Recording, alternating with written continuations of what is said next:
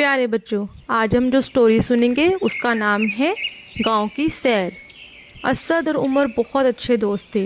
वो हमेशा इकट्ठे स्कूल जाया करते थे और मुश्किल में एक दूसरे का साथ दिया करते थे। असद का घर गांव में था, लेकिन वो शहर में रहता था और उमर शहर का रहने वाला था। एक बार गर्मियों की छुट्टियां हुई तो असद ने उमर से कहा कि आओ हम इकट्ठे गांव चलते हैं, मैं तुम्हें अपने गांव की सैर करवाता हूँ। उमर मान गया। वो दोनों गांव के लिए रवाना हो गए। जैसे ही वो गांव पहुंचे, रास्ते में उनको अपने चाचा मिले। वो कुएं से पानी भर रहे थे। उसके बाद असद उमर को लेके अपने घर गया। उसकी अम्मी जान नलके से पानी निकाल रही थी और छोटी बहनें स्टापू खेल रही थीं। उनसे मिलकर उसने खाना खाया और फिर वो गांव की सैर करने के लिए निकल पड़े। जैसे ही वो सैर करने के लिए निकले, गली में बच्चे छुपन छुपाई खेल रहे थे और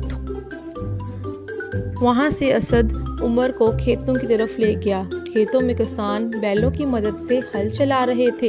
वो भी काफ़ी देर वहाँ बैठकर ये देखते रहे और थोड़ी देर बाद जैसे ही शाम होने लगी तो वो घर की तरफ रवाना हुए।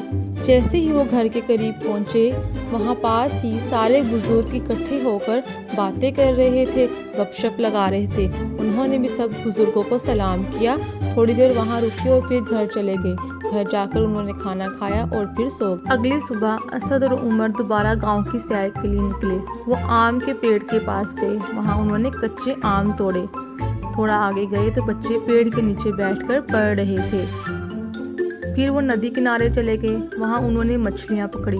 मछलियाँ पकड़कर वो घर आए। घर आकर उन्होंने खाना खाया, थोड़ी देर आराम किया और शाम की सैर के लिए निकल गए। रास्ते में उन्होंने देखा बच्चे नलके पर हाथ धो रहे थे और सब बच्चे खेल रहे थे। उमर को गांव की सैर कर बहुत मज़ा आया और वो कुछ दिन बाद शहर लौट गया। ये थी बच्चों गांव की सैर की कहानी। मेरी वीडियो को लाइक करें, कमेंट करें और मेरे चैनल को सब्सक्राइब करना मत भूलिएगा।